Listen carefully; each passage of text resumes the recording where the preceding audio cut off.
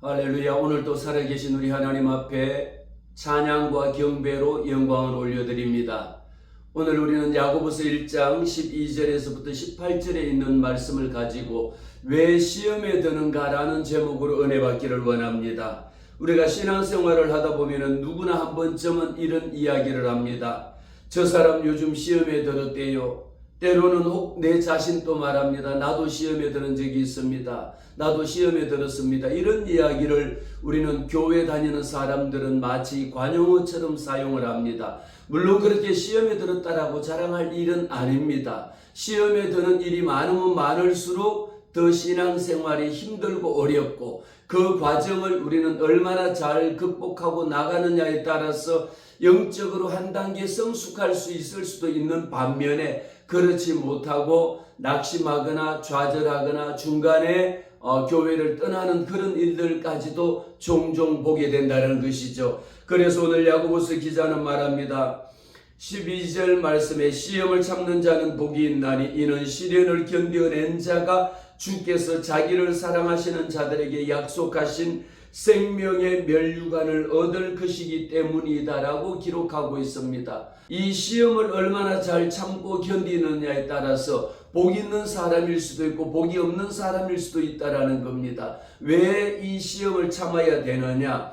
우리 하나님께서는 시험을 통하여 시련을 견뎌낸 사람에게 우리 주님이 자기를 사랑하는 자들에게 이미 약속하신 약속의 말씀이 있는데 그 약속의 말씀이라고 하는 것은 생명의 면류관을 얻을 것이기 때문이다라는 겁니다. 생명의 면류관을 우리에게 이미 주신 것이 아니라 마지막까지 시험을 이기고 이 시련의 과정을 통과한 사람에게는 생명의 면류관을 얻을 것이기 때문입니다. 우리가 장차 생명의 면류관을 얻을 그날까지 견뎌야 하는 것입니다.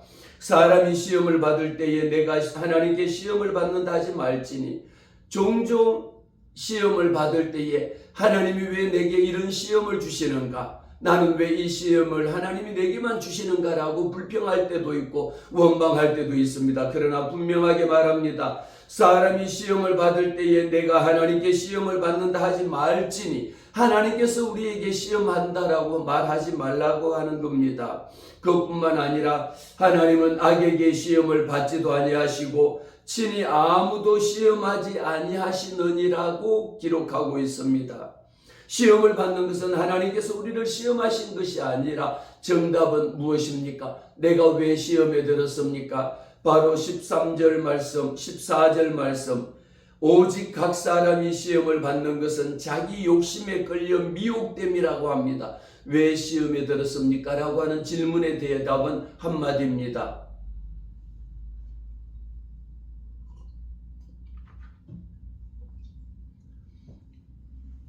왜 시험에 들었느냐라고 했을 때 정답은 오직 각 사람이 시험을 받는 것은 자기 욕심에 끌려 미혹됨이다라고 이야기합니다. 그리고 자기가 받은 그 욕심에 대한 것은 욕심이 잉태한 즉 죄를 낳고 죄가 장성한 즉 사망을 낳느니라. 그러므로 내 사랑하는 형제들아 속지 말라. 무엇에 속지 말아야 됩니까? 욕심이 잉태한 즉 죄를 낳고 죄가 장성한 즉 사망을 낳는데 결국은 시험에 든다는 것은 내 욕심에 끌렸기 때문에 시험에 든 것이라는 겁니다. 1장 2절 말씀에 내 형제들아 너희가 여러 가지 시험을 당하거든 온전히 기쁘게 여겨라. 시험에 들었다라고 여러분들이 느낀다라면 내가 시험 들었다라고 생각하면 우리가 어떻게 해야 이 시험을 이길 수 있느냐라는 겁니다. 시험을 받아들이는 관점이 온전하게 기쁘게 여기라는 것이죠.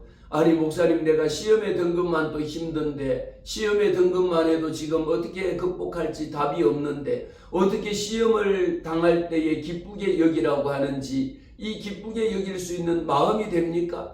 여러분 시험에 들고 나면 마음이 평안합니까? 기쁩니까? 이렇게 우리가 일반적으로 생각하기 힘든 일이지만 여호와 하나님께서는 야고보서 기자를 통하여 우리에게 말합니다. 내 형제들아 너희가 여러 가지 시험을 당하거든 그것도 기쁘게 여기는 정도가 아니라 온전하게 기쁘게 여기라고 하는 겁니다. 인내는 너희의 믿음의 시련에 인내를 만들어내기 위해서 이미 우리가 이 시험을 극복하고 나면은 인내심이 생긴다라는 것도 알고, 하나님께서 내게 이 시험을 잘 극복하면, 시험이라고 하는 것은 하나님의 축복을 받는 하나의 연단의 과정이라는 것이죠. 인내를 온전히 이루라. 이는 너희로 온전하고 구비하여 조금도 부족함이 없게 하려 하심이라. 시험을 받는 것은 이 인내의 과정을 통하여 온전하게 우리가 준비해야 될 것은 무엇이냐라는 겁니다. 조금도 부족함이 없게 하기 위하여. 우리는 2절과 3절 말씀에 보면 온전히 기쁘게 여기라고 하는 것, 온전하게 기쁘게 여기고, 그뿐만 아니라 조금도 부족함이 없게 하려 함이라고 약속의 말씀을 주셨습니다. 이것을 우리 혼자 내 힘으로 이길 수가 없습니다. 내 생각으로 아무리 오랫동안 신앙생활했다 할지라도 이 시험을 이기기가 쉽지 않습니다. 그런데 온전하게 기쁘게 여기는 사람에게는 하나님께서 우리에게 주시는 그 모든 과정이 조금도 부족함이 없게 해주기 위함인데, 그러기 위해서는 내 힘으로 할 수 없는 것이죠. 어떻게 할 수 있습니까? 그러므로 너희 중에 누구든지 지혜가 부족하거든 모든 사람에게 후히 주시고 꾸짖지 아니하시는 하나님께 구하라. 그리하면 주시리라고 말했습니다. 지혜가 무엇입니까? 여호와 하나님 앞에 온전하게 이 시험을 이기는 자, 시험을 참는 자가 복이 있는 사람입니다. 그래서 오늘 저는 은혜 받을 말씀 가운데에 왜 시험에 드는가라고 하는 것에 대해서 우리가 6가지의 이유를 들어서 시험에 드는 이유를 생각해 보고자 합니다. 첫 번째는 어떤 이유에서 시험에 드는 것입니까? 자기 기대가 무너졌을 때에 시험에 든다라는 겁니다. 사람들은 교회나 또는 목회자들에게나 성도들에게 대한 나름의 자기 생각을 가지고 자기의 기대가 있는 것입니다. 그런데 그 기대가 충족되지 않으면 어떡합니까? 실망한다라는 거죠. 그 실망이 깊어지면 결국은 시험으로 이어지는 과정입니다. 세례 요한도 예수님께 오실 리가 당신입니까? 세례 요한이 말한 겁니다. 세례 요한도 예수님에게 아니 오실 리가 당신입니까? 라고 묻는, 아니 내가 생각했던 것보다는 예수님의 오신 것을 보고 그렇게 말한 겁니다. 그 실망이 깊어졌을 때의 시험으로 이어지면서 내가 생각했던 만큼 기대가 무너진 것을 보게 됩니다. 누가복음 7장 19절의 말씀입니다. 예수님은 그에게 이렇게 말씀합니다. 아니 오실 리가 당신입니까? 라고 세례 요한이 예수님에게 질문했을 때에 예수님은 누구든지 나로 말미암아 실족하지 아니하는 자는 복이 있다. 나로 말미암아 실족하지 않는 자는 복이 있다라고 말했습니다. 야고보 기자를 통하여도 이 시험을 견디는 자가 복이 있다라고 말씀하신 것처럼 누가복음 7장 말씀을 통하여 나로 말미암아 실족하지 않은 자가 복이 있다라고 말씀하시면서 시험을 피하기 위해서는 사람에게 기대하기보다는 누구에게 소망을 둬야 됩니까? 살아계신 우리 하나님에게 소망을 두는 사람이 복이 있다라는 것이죠. 그러나 우리가 신앙인들 중에 보면은 하나님에게 소망을 두기보다는 눈에 보이는 우리 성도들 간에 소망을 갖고 있습니다.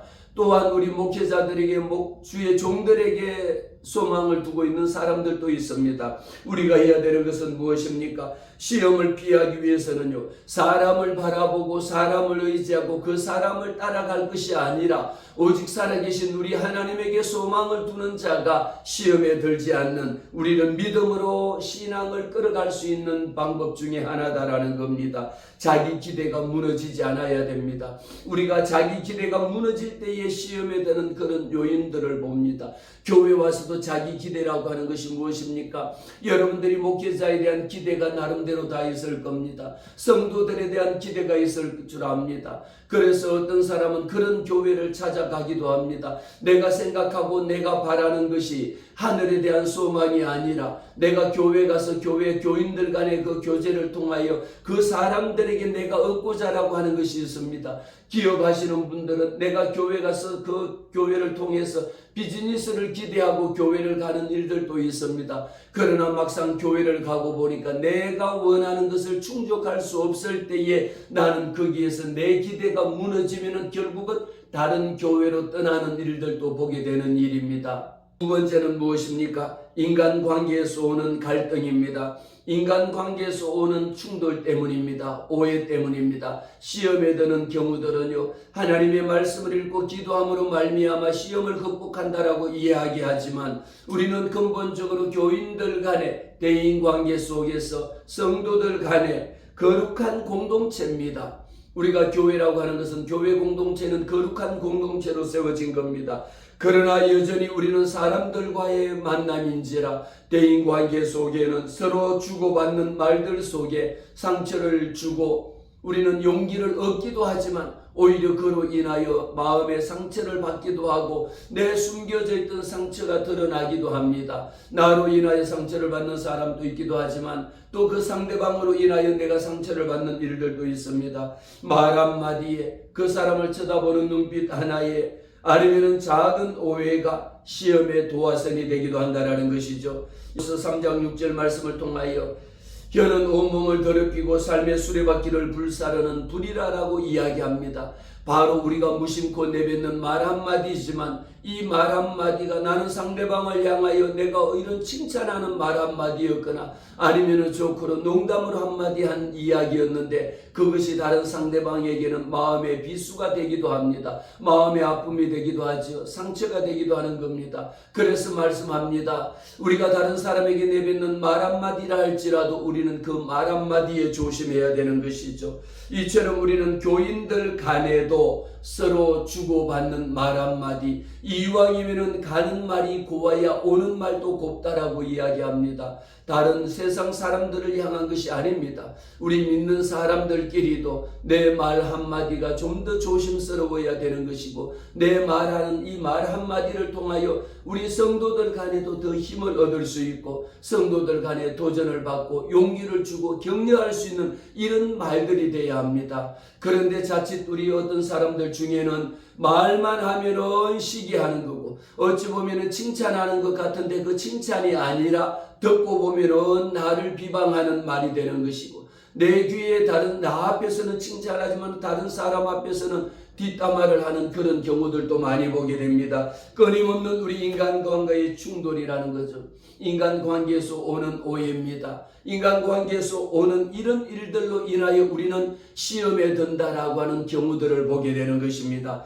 또 우리가 세 번째 생각해 볼 수 있는 겁니다. 언제 시험에 듭니까? 열등감이 있는 경우죠. 자존감이 낮은 사람입니다. 다른 사람에게 많은 칭찬을 받기를 원합니다. 다른 사람에게 인정받기를 원하는 경우이죠. 그래서 우리가 내가 생각하고 있는 가치가 어디에 있느냐? 하나님 안에서 세워져 있지 않는다라면, 다른 사람들에게 인정을 받기를 원한다라면 끊임없이 내가 가지고 있는 것과 다른 사람들이 가지고 있는 것을 우리는 비교하는 것에 굉장히 비교를 많이 합니다. 인정받지 못한 감정이 시험의 도화선이 된다라는 겁니다. 사울은 말합니다. 사울은 우리가 사무엘상 18장 말씀에 사울은 다윗보다 사람들의 찬송, 그 다윗을 칭송하는 것이 다윗은 만만이요 천천히로다라고 이야기했을 때에 오히려 사울 왕이 자기를 칭찬하지 않는다라고 해서 질투했습니다. 그것뿐만이 아닙니다. 가인은 아벨보다 하나님 앞에 제사를 드렸지만 가인과 아벨의 제사를 우리는 기억합니다.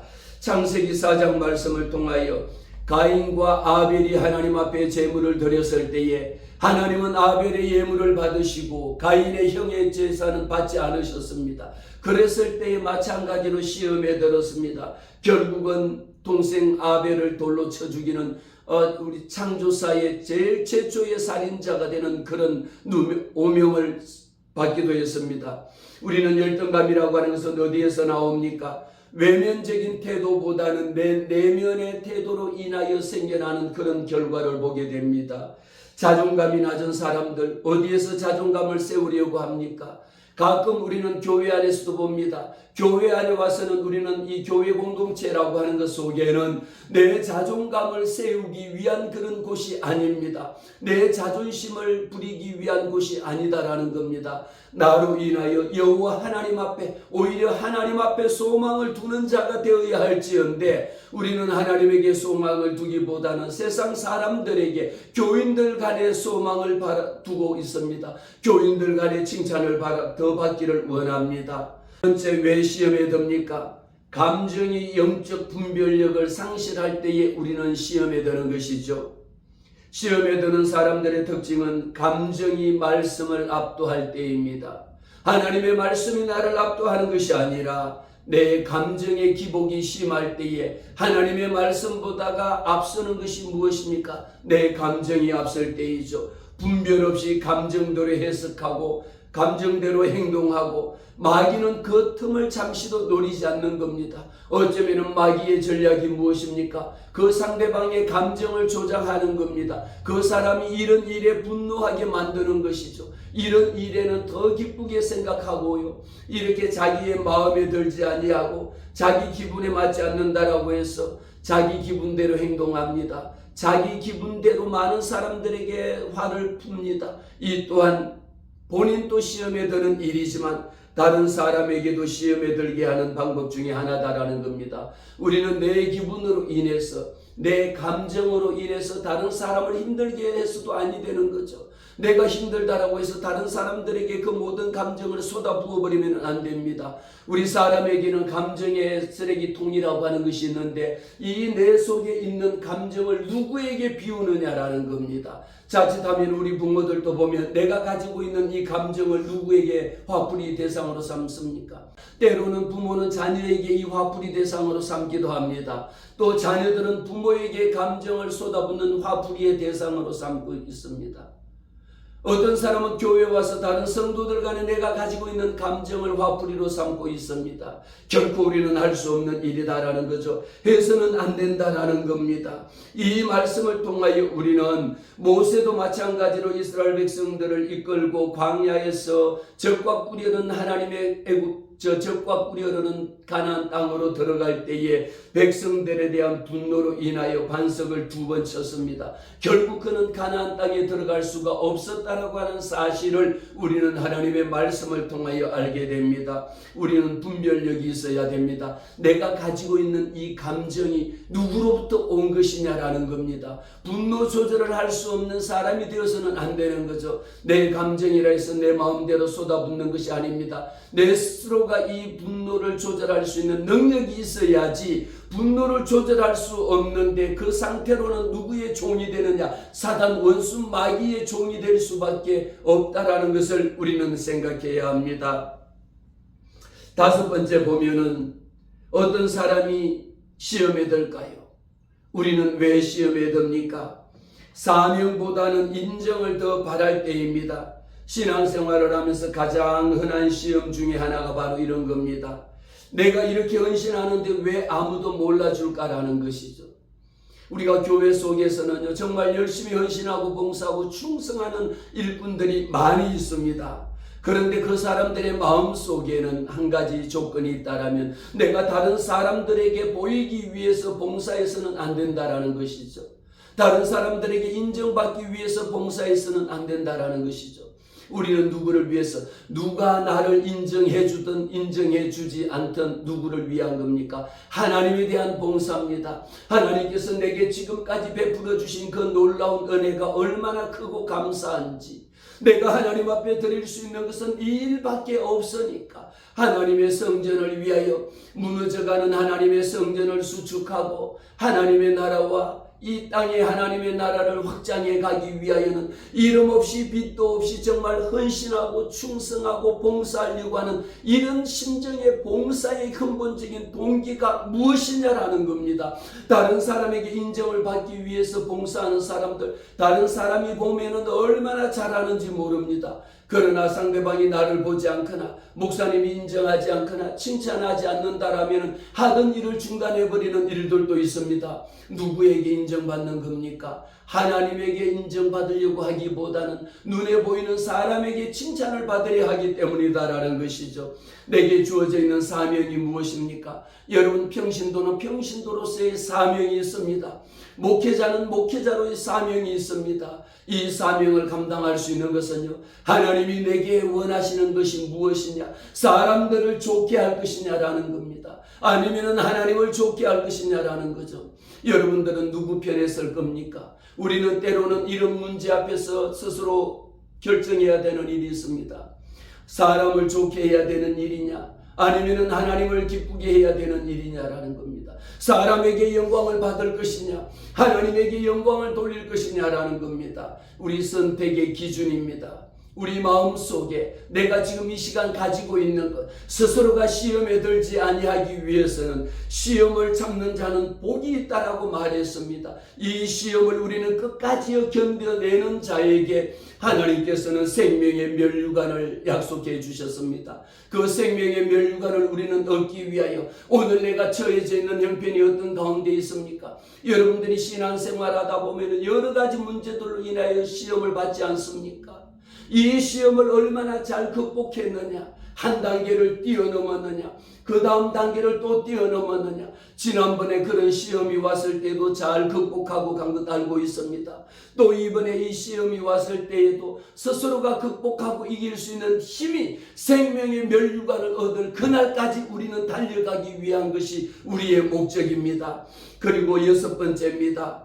우리 여섯 번째, 왜 시험에 듭니까? 라고 했을 때에 내 안에 있는 욕심이 가득하기 때문에 시험에 든다라는 것이죠. 오늘 우리는 14절 말씀, 오직 각 사람이 시험을 받는 것은 자기 욕심에 끌려 미혹됨이다라고 이야기했습니다.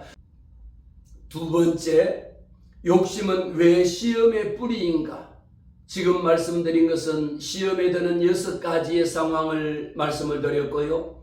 두 번째 생각해 볼 수 있는 것은 욕심이라고 하는 것은 왜 그만큼 무서운 시험의 뿌리이냐, 우리가 뿌리를 얼마나 잘 뽑아내느냐에 따라서 그 뿌리가 끝이 나버리고, 그러나 뿌리를 조금만 뽑고 또 내버려 둔다면 또 다른 욕심이 또 생겨날 수가 있습니다. 욕심이라는 말은요, 단순히 무엇인가를 갖고 싶어하는 그런 감정 정도가 아닙니다. 욕심이라고 하는 것은 죄의 본성입니다. 자기중심적인 욕망을 의미합니다.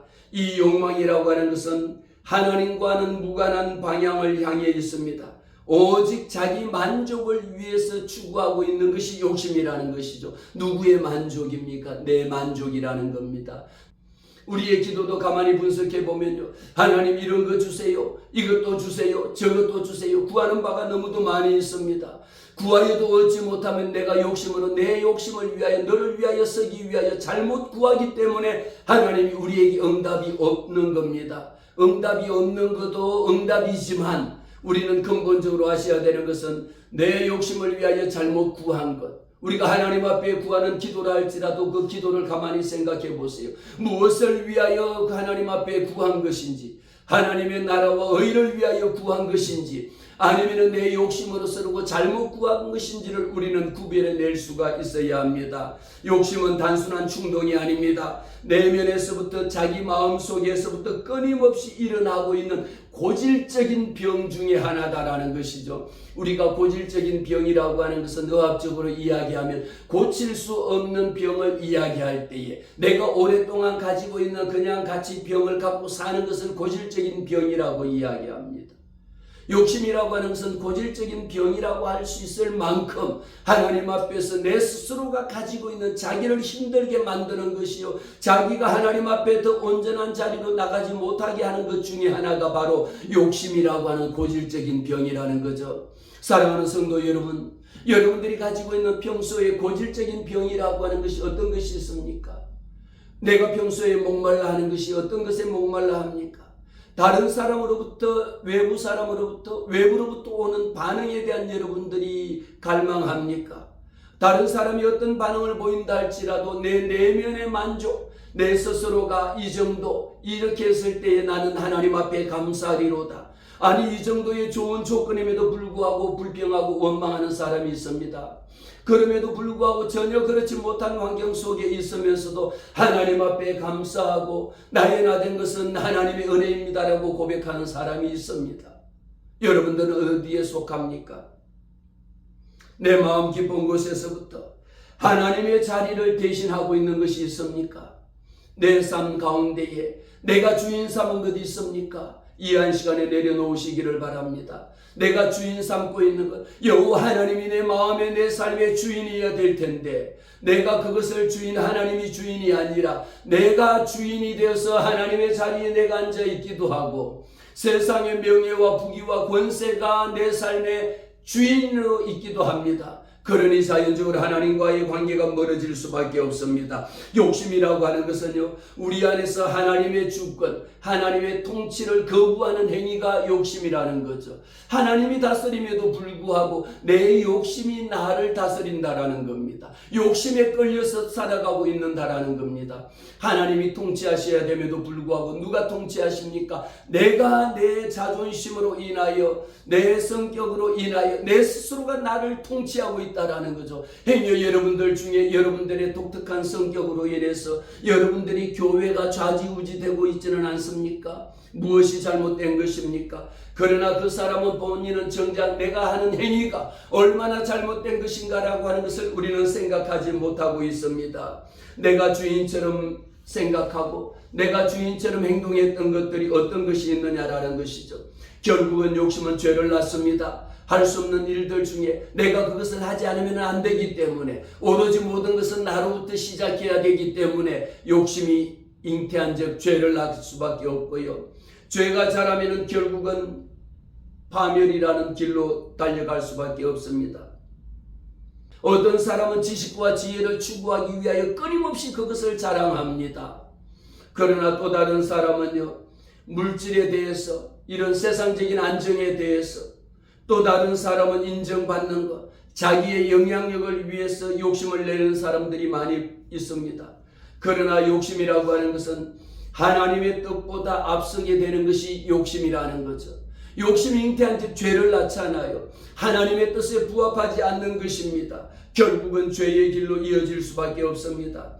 우리는 성경 말씀을 통해서도 욕심의 경로를 따른 인물들을 몇 명을 본다라면, 하와가 선악과를 봤을 때에 얼마나 지혜롭게 생겼습니까? 얼마나 탐스럽게 생겼습니까? 우리는 창세기에서 보면 결국은 무엇입니까? 하나님의 말씀에 불순종하여 에덴 동산에서 추방되어지는 이런 일들을 봤습니다. 우리는 이것을 창조 사역으로만 생각하고 있습니다. 그렇지 않습니다. 오늘날 저와 여러분들에게도 우리가 욕심을 부려서 결국은 하나님의 동산에서, 에덴 동산에서, 예수 믿는 믿음에서 떠나버리는 그런 일들도 종종 보게 되는 겁니다. 여호수아 7장 20절 말씀에도 아간이 외투와 은과 금을 그렇게 하나님의 명령을 어기고 오직 자신의 공동체를 위하여 결국은 자기의 욕심 때문에 자기가 속해져 있는 공동체가 멸망으로 빠져버리는 그런 안타까운 일도 봅니다. 우리 교회도 마찬가지입니다. 한국 교회도 마찬가지입니다. 오늘날요, 자기 개인의 욕심으로 인해 가지고 몇몇 사람에 의하여 교회가 분열되어지고요, 그 교회가 문을 닫는 그런 일들까지도 보게 됩니다. 내 욕심이 잉태한 즉 결국은 교회마저 문 닫게 만들어버리는, 하나님의 나라를 파멸의 길로 이끌어버리는, 결코 용서받을 수 없는 이런 죄악 가운데 빠지는 일들도 우리는 보게 된다라는 것이죠. 그리고 사무엘하 11장 말씀에도 나옵니다. 다윗은 바세바를 자기 속에 어찌 할 수 없는 육신의 정욕을 위하여 결국은 간음하고 살인을 저지르고 한 가정이 파괴되어지고 결국은 비극으로 이어진다라는 그런 결과를 우리는 또 보게 됩니다. 마태복음 26장에는 누가 나옵니까? 가룟 유다가 나옵니다. 사단 원수 마귀가 가룟 유다의 마음속에 예수를 팔 생각을 심어주매, 우리의 마음속에 내 생각이라고 하는 것은 너무도 중요합니다. 우리는 가룟 유다를 많이 욕합니다. 아니, 세상에 어떻게 그렇게 예수님의 12 제자 속에 속했던 가룟 유다가 예수를 팔 생각을 하겠느냐라는 거죠. 그러나 이 생각은 누가 심습니까? 사단 원수 마귀가 가룟 유다의 마음속에 생각을 심음에 어떤 생각을 심었습니까? 내가 예수를 팔아야 되겠다. 예수를 배반해야 되겠다. 예수를 팔고 돈 30냥을 받지 않습니까? 결국은 가룟 유다에 의하여 예수님이 십자가에 달려 죽으시는 그런 일들도 보게 됩니다. 우리는 자칫하면요, 돈을 위해서 예수를 파는 가룟 유다와 같은 자들이 오늘날 또 한국 교회 내에는 없다라고 말할 수 없는 겁니다.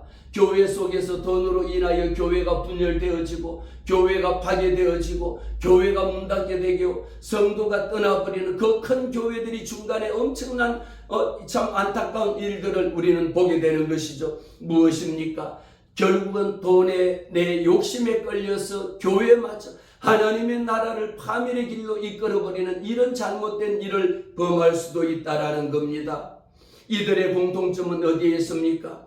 모두가 하나같이 마음속에 욕심이 잉태하였으므로 그 욕심이 행동으로 나타난 결과입니다. 결국은 파멸로 끝났다는 점입니다. 야고보서 말씀을 통하여 우리가 시험을 받는 이유, 그 시험을 받는 이유가 이러한 이유로 인하여 우리에게는 온갖 시험이 온다 할지라도 우리가 해야 되는 것은 무엇입니까? 이 시험을 당하거든 온전히 기쁘게 여기라는 것은요, 돈의 욕심에 끌려서 넘어갈 것이 아니라 하나님, 이 시험의 단계는 내게 믿음을 한 단계 업그레이드 시키기 위한, 하나님이 내게 은혜를 주시기 위하여, 하나님이 내게 축복하기 위하여 주시는 은혜의 기회로 삼으시기를 바랍니다. 욕심은 또 어떤 현상을 가져다 주느냐? 욕심은 하나님을 기다리지 못하게 합니다. 욕심이 있는 사람을 가만히 봐보세요. 자기 성격대로 행합니다. 얼마나 급한지 모릅니다. 이렇게 하지 않으면 안 됩니다. 해야 됩니다. 내가 해야 됩니다. 다른 사람들이 하는 것 이해하지 못합니다.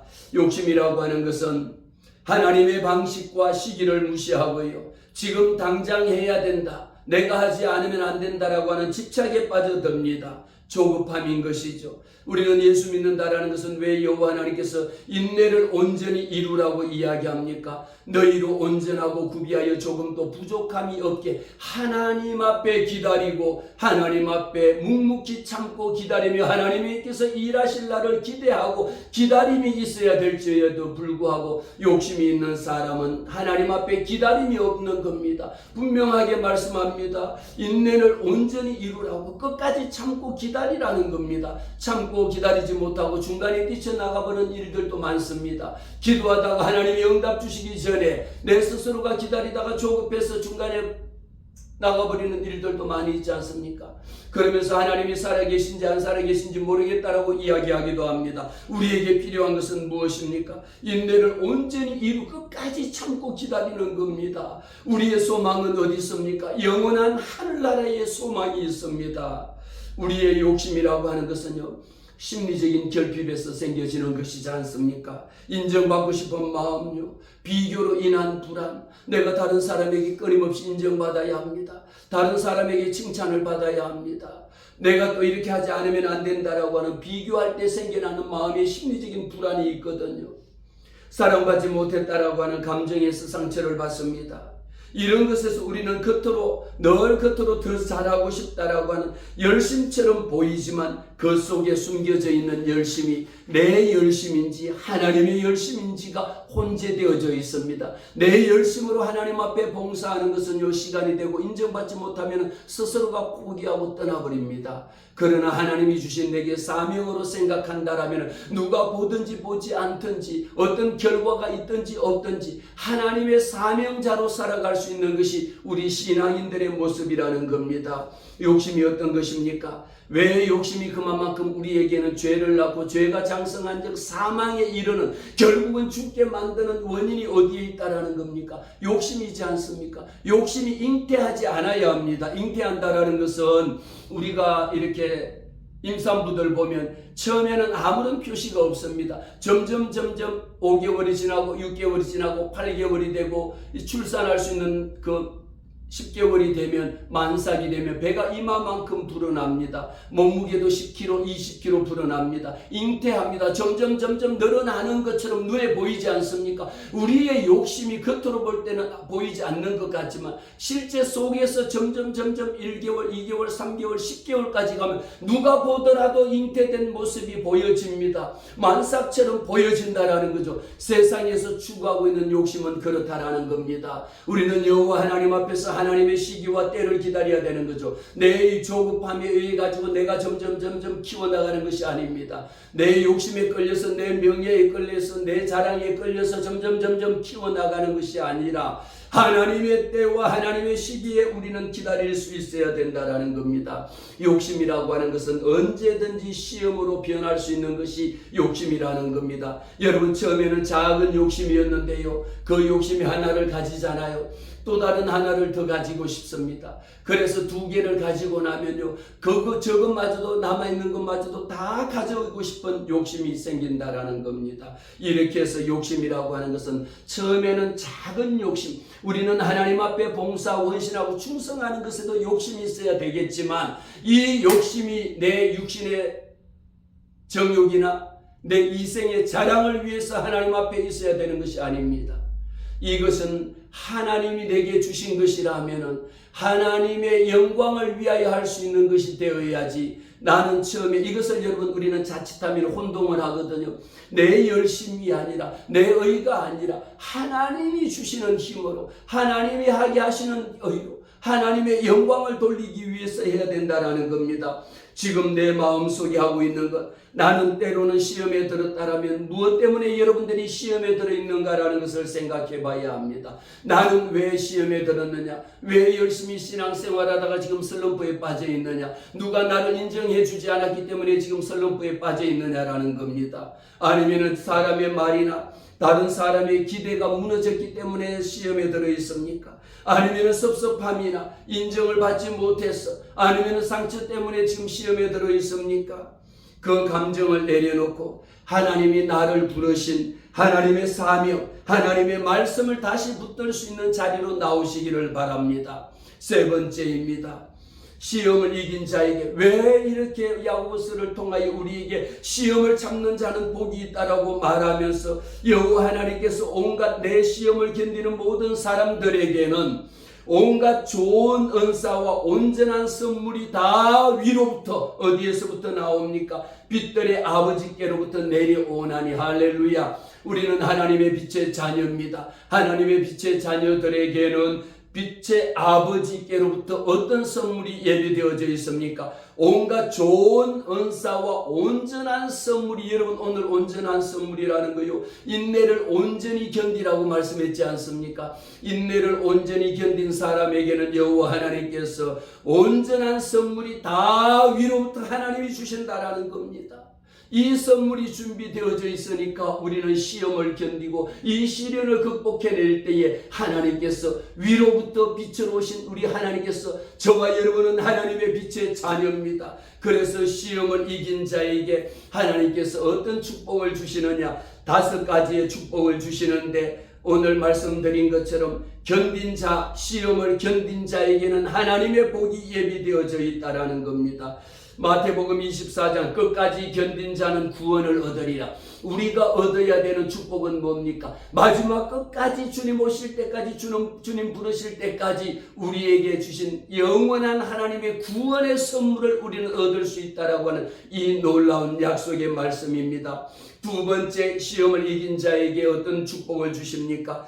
요한계시록 2장 10절 말씀에 이 시험을 이긴 자에게는 생명의 면류관을 주리라. 할렐루야. 계시록에 끝까지 이긴 자에게 생명의 면류관을 주시는 말씀이 오늘 바로 12절 말씀처럼 사랑하는 자들에게 약속하신 생명의 면류관을 얻을 것이기 때문입니다. 이미 얻은 것이 아닙니다. 끝까지 이긴 자에게 하나님이 주시는 약속의 축복인 것이죠.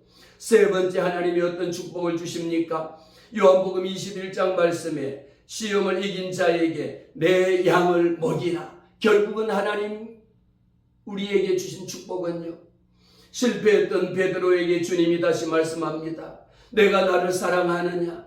내가 나를 사랑하느냐 말이에요. 여러분들은 하나님을 사랑한다고, 저도 수도 없이 하나님 앞에 하나님 사랑합니다라고 입으로 고백합니다. 사랑하는 자에게, 여호와 하나님의 빛의 자녀들에게 내 양을 먹이라고 하는 이 큰 사명을 하나님이 우리에게 주셨다라는 겁니다. 저와 여러분이 때로는 하나님이 내게 주신 사명을 잊어버리고 있을 때도 많이 있습니다. 하나님이 내게 무엇을 주시느냐? 내 양을 먹이라, 내 양을 치라. 하나님이 우리에게 주신 것, 여러분들에게 맡긴 양이 누굽니까? 여러분의 가정입니다. 여러분들에게 맡긴 양이 무엇입니까? 여러분의 자녀입니다. 여러분들에게 맡긴 양이 누굽니까? 교회입니다. 교회를 다스리는 겁니다. 하나님의 성도를 공개하는 겁니다. 하나님의 성도, 하나님의 나라를 확장해 가는 일이 우리에게 주어져 있는 하나님의 큰 축복인 줄로 압니다. 시험을 이긴 자에게 네 번째 어떤 축복을 주십니까? 히브리서 4장 15절에 있는 말씀을 통하여 예수님도 시험을 받으셨습니다. 그러나 예수님은 그 시험에 대해서 말씀으로 이겼다라는 거죠. 하나님의 영원한 말씀, 생명의 말씀으로 우리에게 주셨는데 하나님의 말씀은 생명의 말씀입니다. 하나님의 말씀은 은혜의 말씀입니다. 하나님의 말씀은 지혜의 말씀입니다. 우리가 지혜 있다라는 것, 여호와 하나님을 경외할 수 있는 것이 지혜의 근본이다라는 겁니다. 다섯 번째, 하나님께서 우리에게 시험을 통과하는 자에게 로마서 5장 말씀을 통하여 환난은 인내는 연단은 소망을 이루어 주신다라는 것. 시험을 통하여 우리는 연단하고 소망을 낳는다라는 것이죠. 이런 축복을 하나님께서 저와 여러분에게 예비하셨기 때문에 너희 중에 누구든지 지혜가 부족하거든 모든 사람들에게 후히 주시고 꾸짖지 아니하시는 하나님께 구하라. 그리하면 주시리라고 말했습니다. 우리가 어떻게 이 모든 시험을 이기고 극복할 수가 있겠습니까? 우리는 오직 믿음으로 구하고 조금도 의심하지 아니할 때에 하나님께서 우리의 모든 시험을 이기게 하십니다.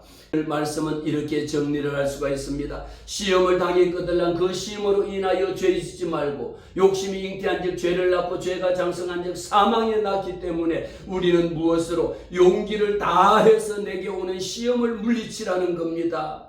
시험을 이길 새 힘을 누가 주십니까? 우리 여호와 하나님께서 우리에게 주신다라는 것이죠. 친구를 만나는 것, 욕심으로 인하여 내가 많은 친구들을 만난다 할지라도 내가 친구를 만나는 것이 얼마나 중요한 것인지 잘 선택해서 만날 수 있는 것이 우리에게 하나님께서 또다시 시험에 들지 않는 방법입니다. 또다시 죄를 짓지 않는 방법입니다. 내가 친구로 인하여 더 많은 죄를 짓는 것을 끊을 수 있어야 되는 것이죠. 잘못된 길로 빠져가는 친구를 만나면 영원한 멸망의 길로 갈 수밖에 없습니다. 그러나 생명의 길로 인도하는 친구를 만난다라면 영원한 생명의 길로 들어갈 수가 있습니다. 내가 하고 있는 말 한마디 이 모든 것들 너 언행을 삼가 늘 조심하라는 겁니다. 내가 하는 말 한마디를 통하여 다른 사람들이 시험에 들지 아니하도록 내가 하고 있는 일로 인하여 다른 사람이 죄짓지 아니하도록 내 말과 행동을 조심해야 되는 겁니다. 잘 이기는 자에게는 하나님이 상 받았는데 낙심하지 말고 늘 전진하시기를 바랍니다. 한번 시험에 들어서 넘어졌다 할지라도 다시 일어서면 됩니다. 하나님